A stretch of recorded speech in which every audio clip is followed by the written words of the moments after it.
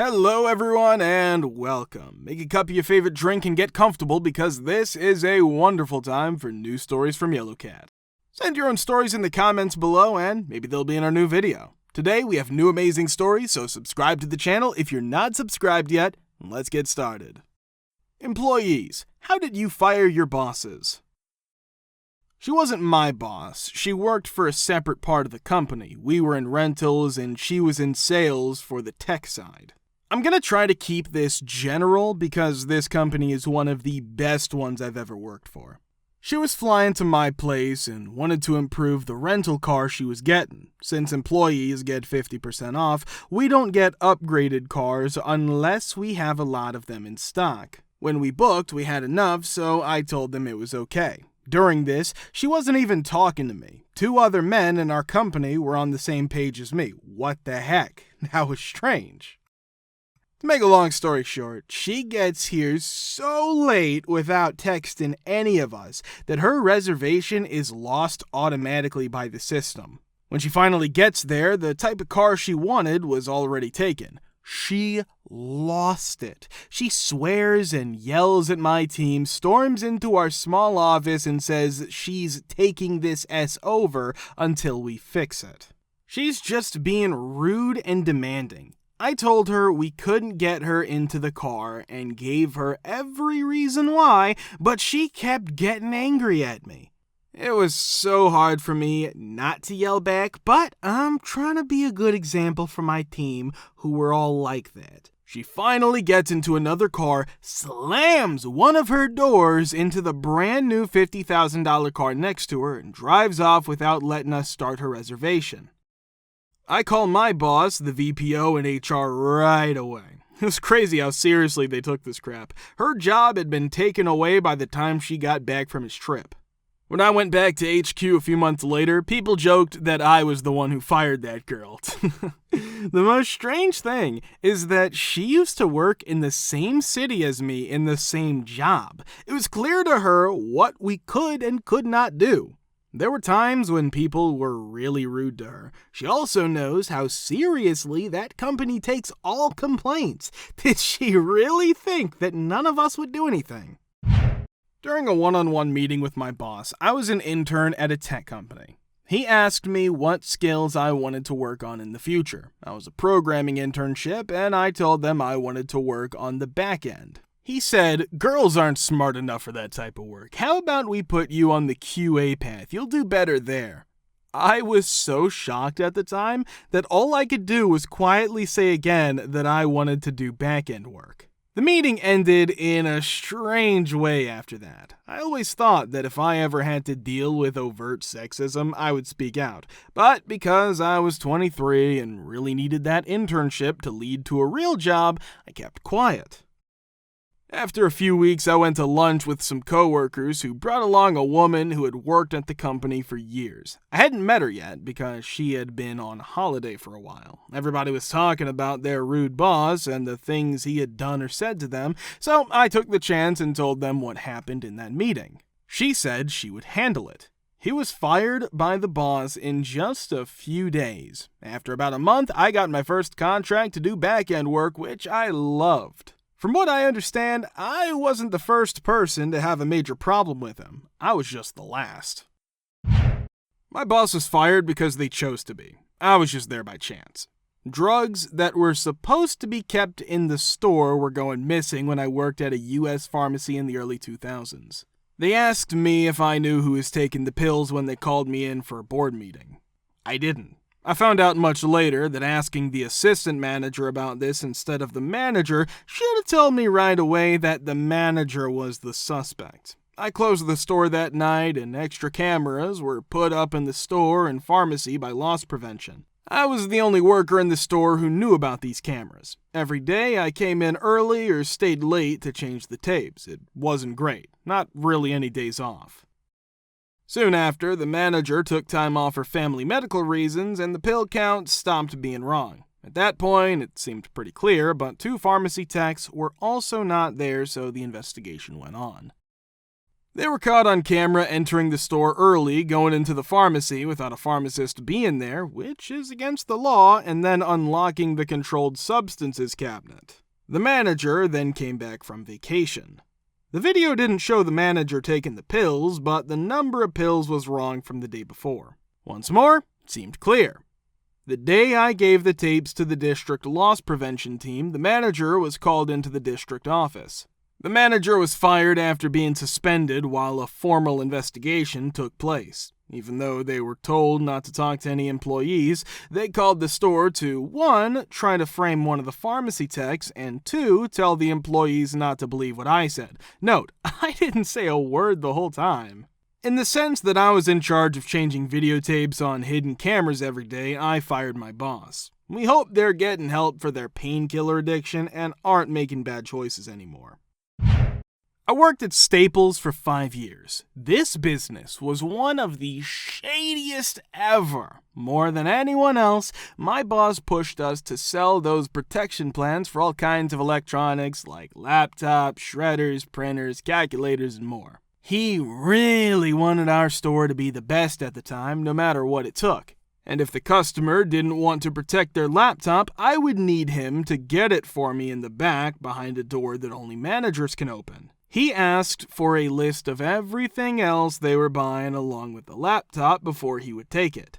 They could just ask for the laptop and he would take it from the top shelf and drop it on the concrete floor. Let's hope they changed their minds about the plan to protect us, he always said.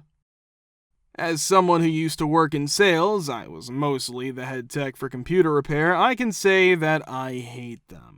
It's one thing to help the customer get what they need, but don't tell me they need 50+ upsales every time they buy a laptop. It's just gross. But that was always his plan. The company always called him because he always sold more than $300 on top of a laptop. I had to keep telling the GM and the regional manager about him. However, it was hard to keep track of what he did, what he said, and how many customers came back with broken devices, which happened a lot. There's no video evidence to help, but at Staples, they won't take the item back if it's broken when you get it back if you don't have a safety plan. Yeah, it was really bad, and I couldn't stand that kind of attitude from the start. I thought the look on his face as he walked out of the building after being fired was priceless. It was awful that it took so long for A, people to believe me, and B, prove that he was doing it to become clear. I'm not even going into detail about intentionally unplugging hard drives or CD drives saying, well, looks like it's broken, so we'll need to replace it. It'll be X for the drive and X to install it. Residents of a terrible HOA or those who have terrible neighbors, share your stories. I lived in a great 6-unit low-rise for many years, begun in the basement. When things got serious between me and my now wife, I moved up one apartment and let her move in. The neighbor upstairs was great. Tell him not to do it, and he did it right away. Early morning, walk by wife in heels. They were told to wait until they were out of the door. It's fine. They moved just as the year 2020 began. Our lives change when a new neighbor moves in above us. At all times, she would move things around and drop them. She didn't have a bed frame, so she would talk on the phone over my bed all night for hours on end. At first, I was very polite and asked her to be more thoughtful. She was nice at first, but got worse over time. She would blame her guests turning music back up. She would S all over the property. At 11 p.m., she would do phone therapy in her car, which was on full blast. She also had a friendship with the old landlord. The law said that the landlord has to make sure that you can reasonably enjoy your unit, but they refused to help. I would say they were begging or yelling, arguing. They wouldn't do anything and would become angry with me over an oil stain my car left. They tried to blame me for a stain on the hardwood that was there before we moved in. We finally found the first house we could move into, but I had to call the landlord's son, who speaks English very well, and tell him in detail all the wrong things his parents were doing as landlords. And finally, they kept calling me to try to get money from me. I told them to stop calling and delete my number. If they call again, I am suing. I'll also bring 3 of your good tenants with me to the suit. When I told them via email how much they might lose because they didn't know about the Landlord-Tenant Act, they stopped. I would take too long to tell all the details of this story, so I'll just quickly go over what happened since my mom moved in. Mom moved the air conditioner when she was remodeling the house. The homeowners association told her she couldn't do that even though it wasn't against the rules. AC units had already been moved to the same spot where my mom moved hers, so they were only after her. It started when they sent my mom letters about problems with the property, like how the paint around her door was wearing off, etc. These were issues that the HOA should have taken care of, so she shouldn't have gotten them in the first place. My mom chose to sell the condo and it's taken a long time to do so. Because she fixed up and remodeled the condo, it was valued at over $100,000 more than the average condo in the association. The deal is still on hold. The real estate agent next door, who is also a member of the HOA, was very angry when my mom chose to list the house with a different agent. She broke into our apartment with another HOA member and put a lien on it because she thought it would stop the sale. My mom told the buyers that she wouldn't finish the sale until the end of June for tax reasons, so the escrow is pretty long. This woman did not actually ruin the sale, but instead she was arrested for breaking and entering, her home broker fired her, and her reputation as an agent in the city was ruined. Her real estate license is being taken away soon. The lien on the house was because the first air conditioner had been moved. However, my mom was able to get permission from the old head of the HOA for the unit to move. After our lawyer sent a letter to their lawyer, the lien was quickly taken off. The HOA then tried to stop the sale by not answering the lender's questions, which would have helped the buyer get a home loan.